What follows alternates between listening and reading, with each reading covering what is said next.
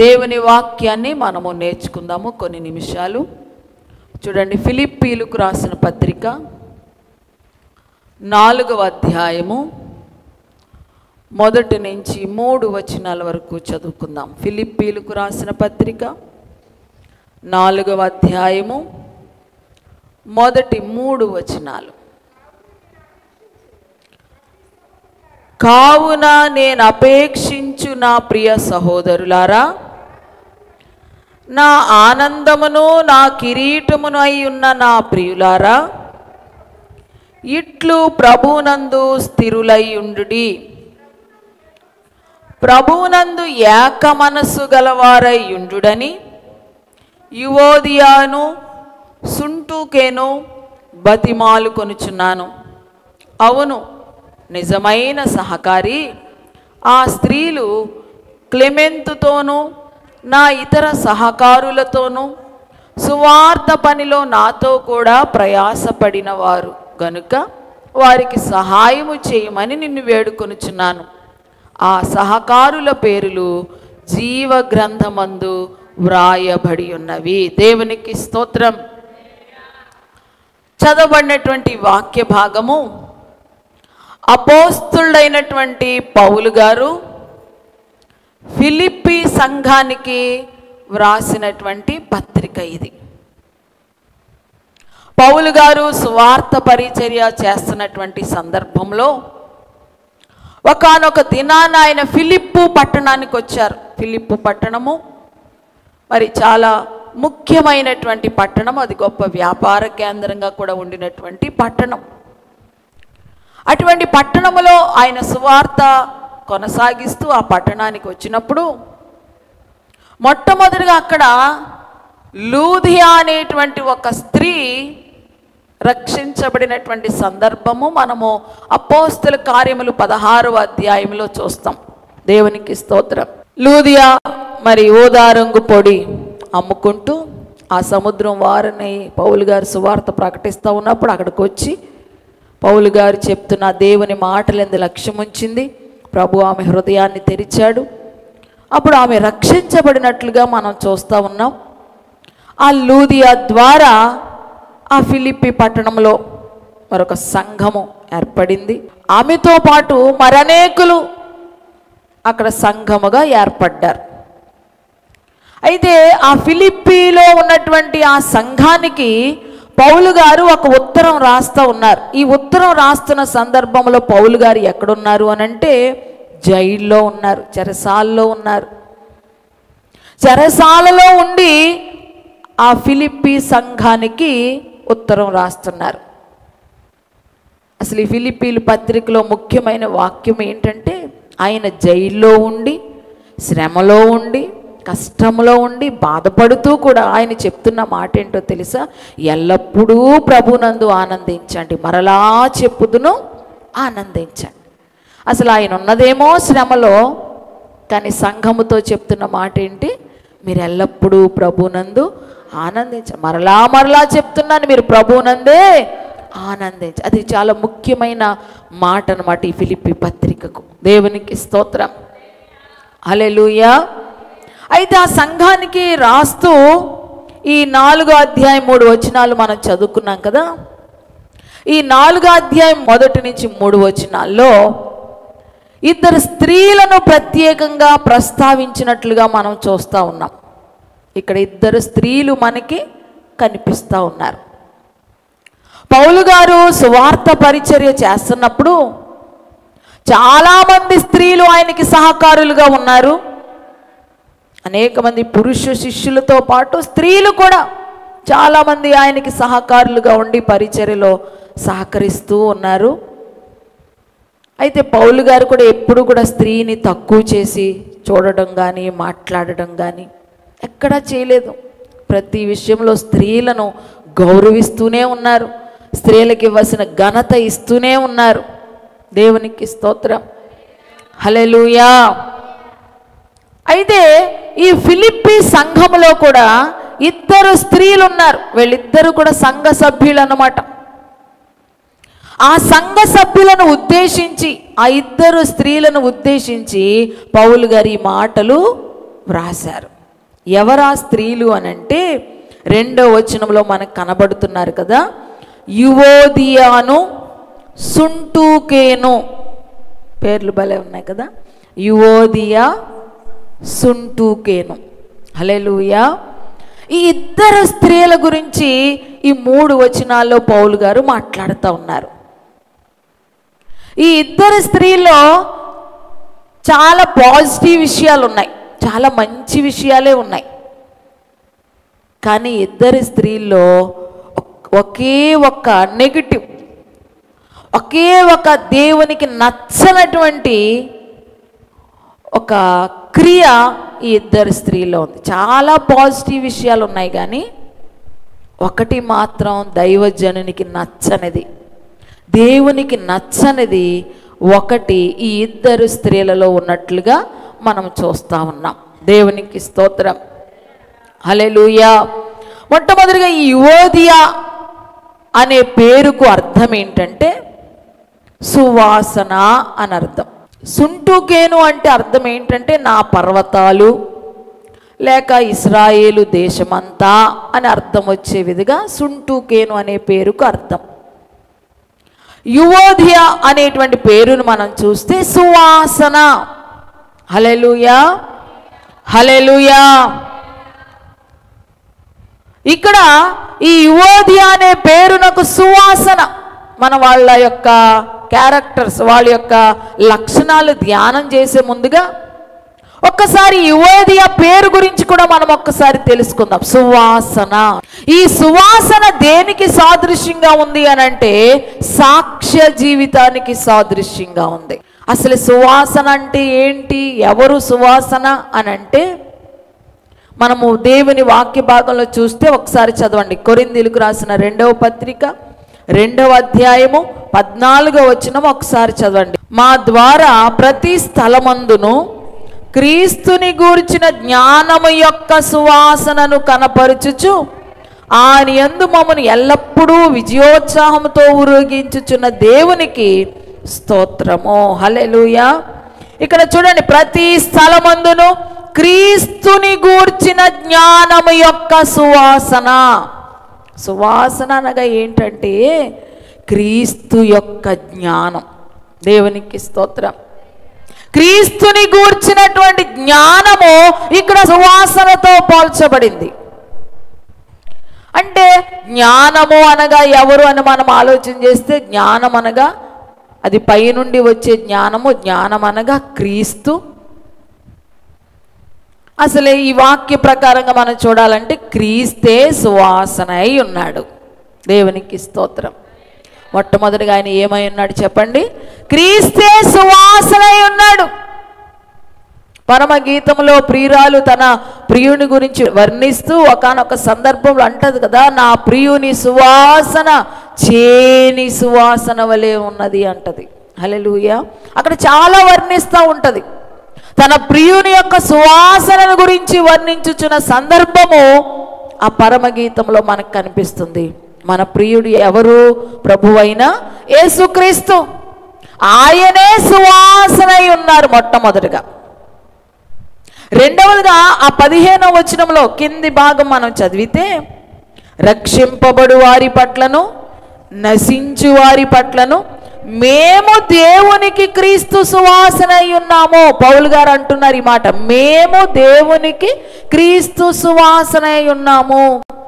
మేము అంటే ఇంకా ఆయనతో పాటు కొంతమంది ఉన్నారు, ఆయన శిష్యులు ఉన్నారు కదా. మేమందరం కూడా క్రీస్తుకి సువాసన అయి ఉన్నాము. అంటే దైవజనులు, క్రీస్తుని ప్రకటిస్తున్న వాళ్ళు, క్రీస్తుని కలిగి ఉన్నవారు అందరూ కూడా ఏమై ఉన్నారు? ఇప్పుడు క్రీస్తు సువాసన.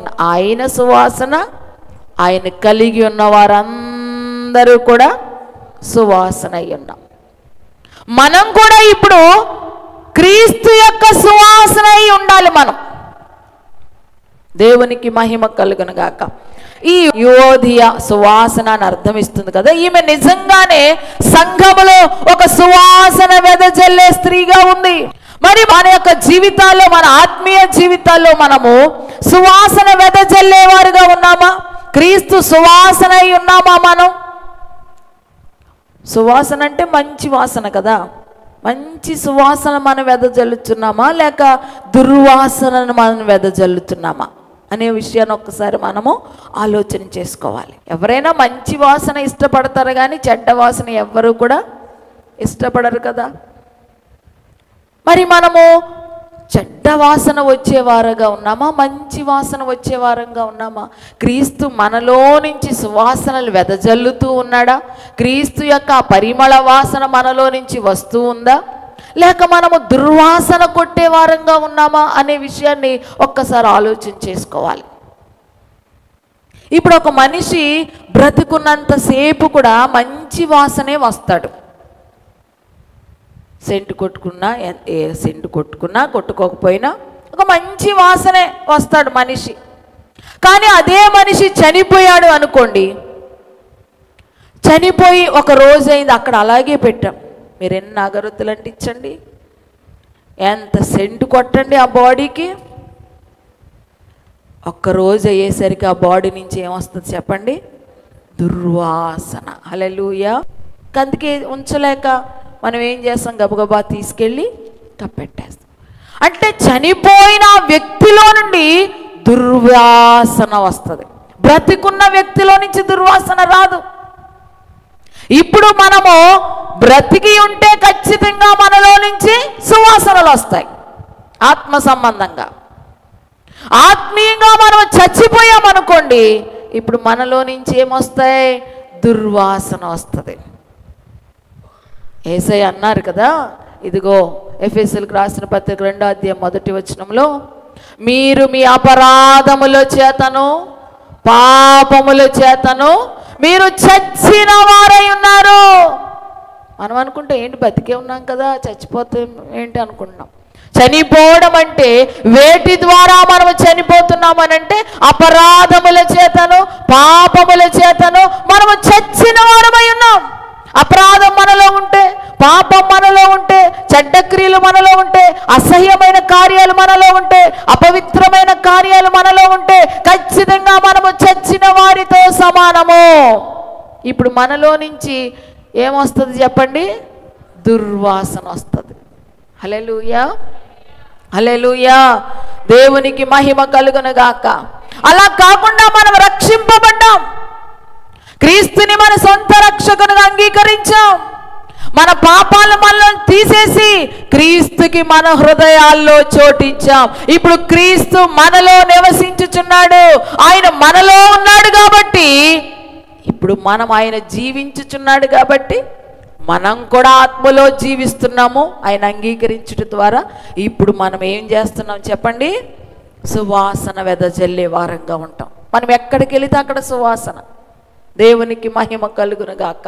నిజమే, చాలామంది ఉంటున్నారు సంఘాల్లో, దేవుని పిల్లలుగా ఉంటున్నారు, కానీ సార్దీసు సంఘముతో దేవుడు మాట్లాడినట్లుగా జీవించుచున్నారన్న పేరు మాత్రం ఉన్నది కానీ మృతులుగా ఉంటున్నారు. ఏదో పైకి బతికున్నాం అంతే శరీరాకారంతో, ఆత్మలో మాత్రం చచ్చిన వారిగా ఉంటున్నారు. ఈ ఆత్మలో మనం చచ్చిన వారిగా ఉంటే క్రీస్తు కొరకు మనం సువాసన వెదజల్లలేం. అపరాధములతో పాపములతో చచ్చిన మనల్ని ఇప్పుడు క్రీస్తు బతికించాడు.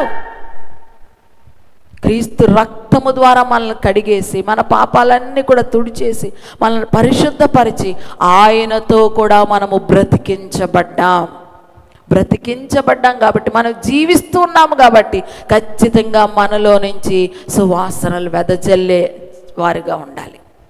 హల్లెలూయా. మనము ఎక్కడికి వెళితే అక్కడ సువాసనలు వెదజల్లే వారిగా ఉండాలి.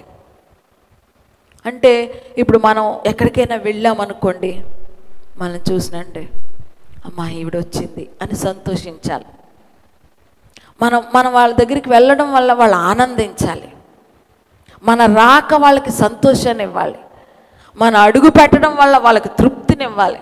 అంతేగాని బాబాయ్ వచ్చేసిందా అని అనుకోకూడదు. హల్లెలూయా. అంటే మన నుంచి మంచి సువాసనలు వెదజల్లబడట్లేదు కాబట్టి మన రాక వాళ్ళకి కష్టంగా ఉంటుంది.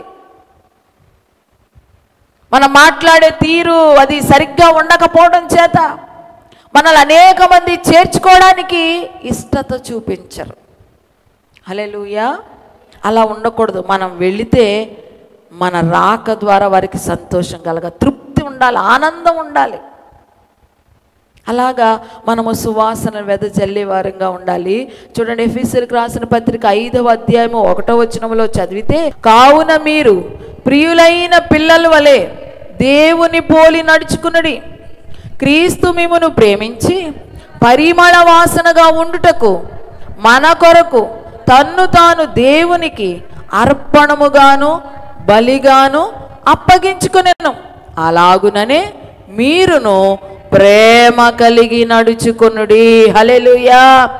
ప్రియులైన పిల్లల వలె దేవుని పోలి మీరు నడుచుకోండి. మనం ఎవరిని పోలి నడుచుకోవాలంట? దేవుని పోలి నడుచుకోవాలి. దేవుడు ఏం చేశాడు? మన కొరకు ఆయన పరిమళ వాసనగా ఉండుట కొరకు తన్ను తానే బలిగాను అర్పణగాను అర్పించేసుకున్నాడు. మన కోసం పరిమళ వాసనగా ఉండడానికి. మనం కూడా అలా పరిమళ వాసన వెదజల్లాలి అని అంటే ఇక్కడ ఏం చెప్తుందంటే, అలాగుననే మీరును ప్రేమ కలిగి నడుచుకొనుడి. మనం కూడా పరిమళ వాసన వెదజల్లాలి అని అంటే ప్రేమ కలిగి నడుచుకోవాలి. దేవునికి స్తోత్రం. ఎలా నడుచుకోవాలి చెప్పండి? ప్రేమ కలిగి నడుచుకోవాలి. మనము ప్రేమ కలిగి నడుచుకున్నప్పుడు సువాసనలు వెదజల్లే వారంగా ఉంటాం. అనేకులు మనల్ని ఆదరిస్తారు, మనల్ని చూసి సంతోషిస్తారు. మనము ప్రేమ కలిగి ఉన్నప్పుడు ఒక మంచి సాక్ష్యం మనము పొందుతాం. హల్లెలూయా. ఏం పొందుతాం చెప్పండి? మంచి సాక్ష్యం. మన సువాసన అంటేనే మంచి సాక్ష్యం. మనం ఎప్పుడైతే ప్రేమ కలిగి జీవిస్తూ ఉంటామో, క్రీస్తు పరిమళ వాసన మనలో నుంచి వెదజల్లబడుతూ ఉంటాయో, మన గురించి మంచి సాక్ష్యం ఇస్తారు చుట్టూ ఉన్నవాళ్ళు. మన గురించి మనం చెప్పుకోవడం గొప్ప కాదు. హల్లెలూయా.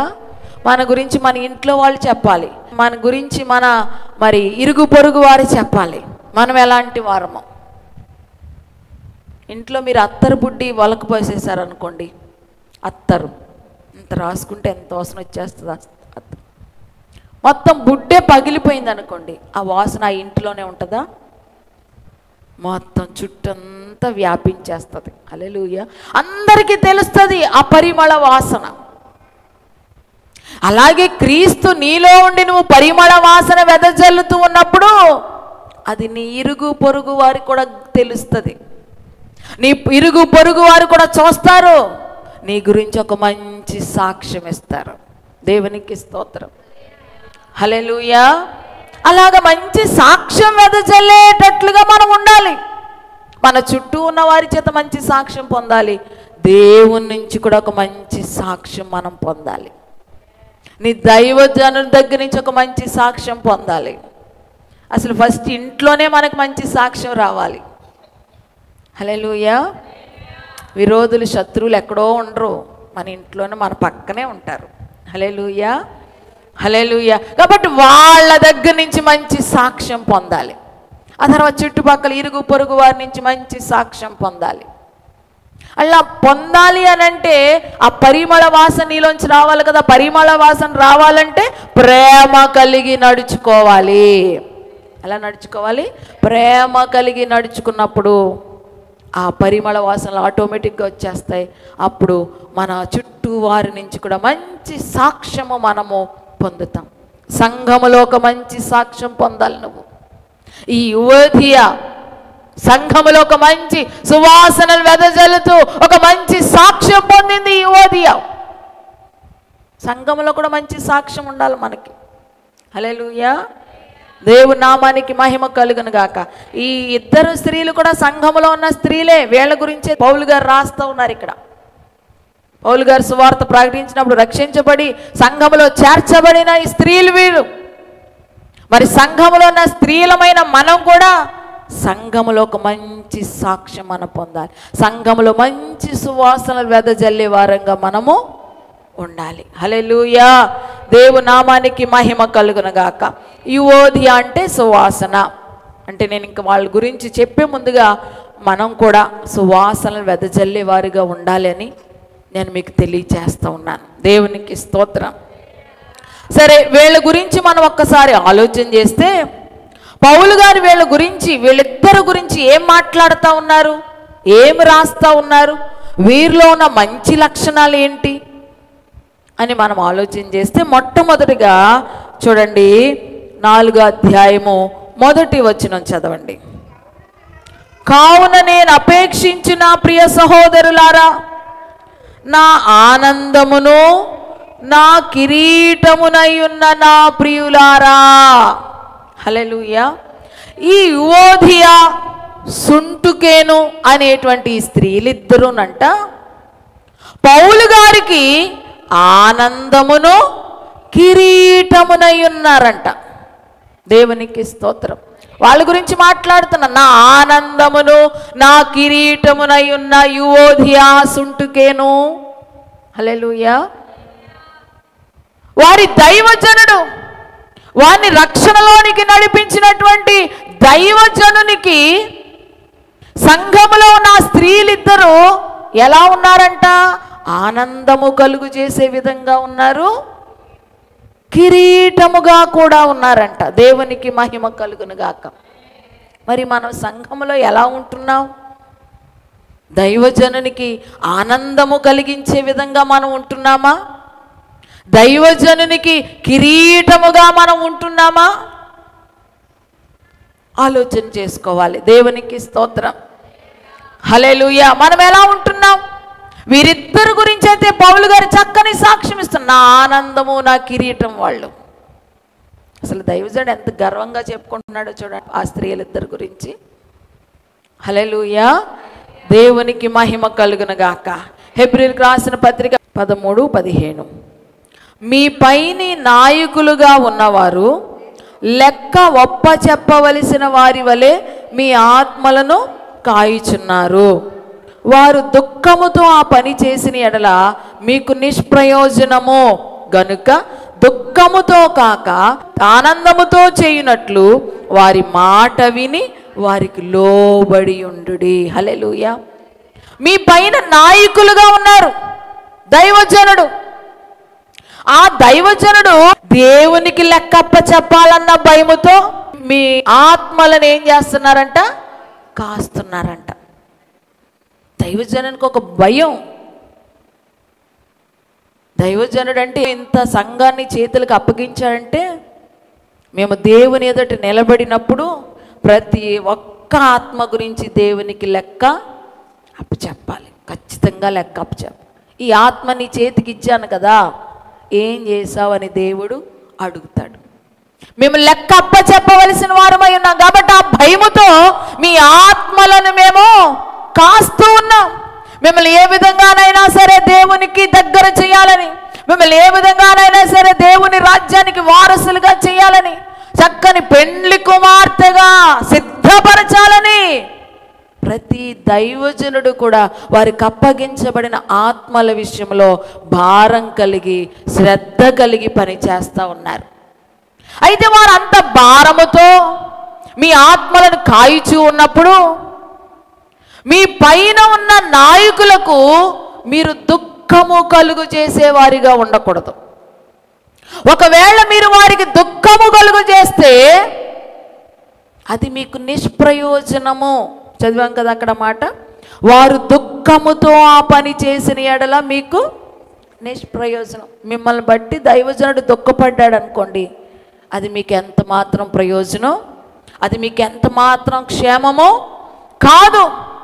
కాబట్టి దుఃఖముతో కాక ఆనందముతో చేయనట్లు దైవజనుడు మీ విషయంలో దుఃఖపడుతూ, మీ విషయంలో బాధపడుతూ, అయ్యో వీళ్ళు ఎంత చెప్పినా వినట్లేదని అస్తమానం మీకోసం బాధపడేటట్లుగా దైవజనుని చేయకోకుండా ఆనందముతో పని జరిగించినట్లుగా మీరేం చేయాలంట? వారి మాట విని వారికి లోబడి ఉండండి. దేవునికి స్తోత్రం. దైవజనుడికి మిమ్మల్ని బట్టి ఆనందం, మీరు మాట విని లోబడితే ఆనందం. హల్లెలూయా. ఇప్పుడు మీ పిల్లలు ఉన్నారనుకోండి, మీ పిల్లలు మీ మాట వింటే మీకు అంతే కదా. హల్లెలూయా. మీ పిల్లలు మీ మాట వినట్లేదనుకో మీకు సంతోషంగా ఉంటుందా? అసలు ఎంత చెప్పినా వినట్లేదని బాధపడుతూ ఉంటారు. ఎవరి దగ్గర వచ్చినా చెప్పుకుంటూ ఉంటారు, అసలు మాట వినట్లేదండి పిల్లోడు అని. హల్లెలూయా. తల్లిదండ్రులకు అది సంతోషం కాదు. దైవజనులకు కూడా, మీ పైన నాయకులుగా ఉన్న వారికి కూడా ఎప్పుడు సంతోషం, ఎప్పుడు ఆనందం. మీరు వారి మాట విని వారికి లోబడి వారు చెప్పినట్లుగా చేయడానికి మీరు ఇష్టం చూపినప్పుడు అప్పుడు దైవజనుడు మిమ్మల్ని బట్టి ఆనందిస్తూ ఉంటాడు. దేవునికి మహిమ కలుగును గాక. హల్లెలూయా. కానీ నేటి దినాల్లో సంఘములో ఉన్నటువంటి వారు దైవజనులకి మరి లోబడేవారుగా ఉండట్లేదు. దైవజనుని మాటకు విధేయత చూపేవారుగా ఉండట్లేదు. అసలు దేవునికే విధేయత లేదు, దైవజనునికి అంతకన్నా విధేయత లేదు. విధేయత చూపకపోతే మిమ్మల్ని బట్టి దైవజనుడు ఏం చేస్తాడంట? దుఃఖపడతాడంట. ఒక్కవేళ ఏ విషయంలోనైనా దైవజనుడు మీ విషయమై దుఃఖపడ్డా అది మీకు క్షేమము కాదు, అది మీకు నిష్ప్రయోజనము అని వాక్యం సెలవిస్తూ ఉంది. హల్లెలూయా. అసలు దేవుడు కూడా ఒకనొక సందర్భంలో బాధపడుతూ ఉంటాడు కదా. ఆయన బాధ ఎవరికి చెప్పుకోలేక ఆకాశముతో భూమితో చెప్పుకుంటాడు. ఆకాశం ఆలకించు, భూమి చెవియొగ్గు, నా పిల్లల్ని పెంచి పెద్దవారిగా చేసి తిని కానీ వారు ఇప్పుడు నా మీద తిరుగుబాటు చేశారు. హల్లెలూయా. దేవుడు పెంచి పెద్దవారిని చేశాడు. ఇప్పుడు పెద్దవారైన తర్వాత దేవుని మీదే తిరుగుబాటు. ఆత్మీయ జీవితంలో నువ్వు రక్షణ పొందిన ఒక చిన్న పిల్లగా పుట్టావు.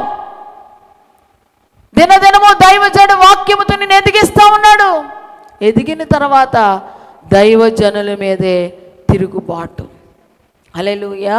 ఇది ఎంత మాత్రమో క్షేమము కాదు. వీళ్ళిద్దరూ ఎలా ఉన్నారంట? దైవజనునికి ఆనందముగా ఉన్నారంట. అంటే దైవజనుడి మాటకి విధేయత చూపుతున్నారు, మాట వింటున్నారు, లోబడుతూ ఉన్నారు. ఆయన దుఃఖ పెట్టుకోకుండా ప్రతి విషయంలో ఆయన సంతోషపెట్టే విధముగా మరి ఈ ఇద్దరు స్త్రీలు ప్రవర్తిస్తున్నట్లుగా మనం చూస్తూ ఉన్నాం. ఆనందమే కాదు, కిరీటమై ఉన్నారు కూడానంట వాళ్ళు. హల్లెలూయా. కిరీటం, రాజుగారు కిరీటం పెట్టుకుంటారు కదా, ఆ కిరీటం పెట్టుకుంటే ఒక ఘనత, మెప్పు కలుగుతుంది. మా కిరీటం ఎవరు? మీరే. దేవునికి స్తోత్రం. హల్లెలూయా. దేవుని ఎదుట నిలబెట్టబడినప్పుడు మేము, మా కిరీటము మీరే, మాకు మెప్పు ఘనత కలుగు చేసేవారు మీరే. మిమ్మల్ని బట్టే అక్కడ మాకు ఘనత వస్తుంది. ఎంత చక్కగా వీళ్ళని తయారు చేసావని మిమ్మల్ని బట్టి దేవుడు అక్కడ మమ్మల్ని ఏం చేస్తాడు చెప్పండి? ఘనపరుస్తాడు, హెచ్చిస్తాడు. అదే ఘనత మాకు. హల్లెలూయా. మా ప్రయాస అంతా అదే కదా, మిమ్మల్ని దేవుని ఎదుట నిలబెట్టాలి, నిర్దోషులుగా కల్మషం లేని వారిగా దేవుని ఎదుట మిమ్మల్ని నిలబెట్టాలని మా ప్రయాస. మిమ్మల్ని అలా తయారు చేయగలిగితే మీరే మా కిరీటం, మీరే మా ఘనత, మీరే మా మెప్పు. దేవునికి స్తోత్రం. అందుకే పౌలు గారు అంటారు కదా, ఇదిగో నా పరుగును కడముట్టించి తిని ఇక మీదట నా కొరకు నీతి కిరీటం ఉంచబడింది. హల్లెలూయా. కిరీటం ఇవ్వబడుతుంది దైవజనునికి. ఆ కిరీటంలో రాళ్ళు మీరే అనమాట. హల్లెలూయా. దేవునికి మహిమ కలుగును గాక. మిమ్మల్ని బట్టే దైవజనుడు పరలోకంలో ఘనపరచబడు. అందుకనే మీరు కిరీటముగా ఉండాలి. దేవునికి స్తోత్రం. ఇక్కడ ఈ ఓదియా, సుంటుకేను పౌలు గారికి ఎలాగున్నారంట? నా ఆనందమును నా కిరీటమునై ఉన్న నా ప్రియులారా అని పిలుస్తూ ఉన్నారు వాళ్ళు. హల్లెలూయా. ఈ మొదటి మాట నుంచి మనం నేర్చుకుంటున్న విషయం ఏంటంటే, సంఘములో ఉన్నటువంటి స్త్రీలంగా మనము దైవజనులకి ఆనందాన్ని కలుగజేసే వారంగా ఉండాలి. మనం వారి కిరీటం అంటే ఘనత, మెప్పు కలుగజేసే విధంగా మనము ఉండాలి అని మొదటి మాట మనకి తెలియజేస్తుంది.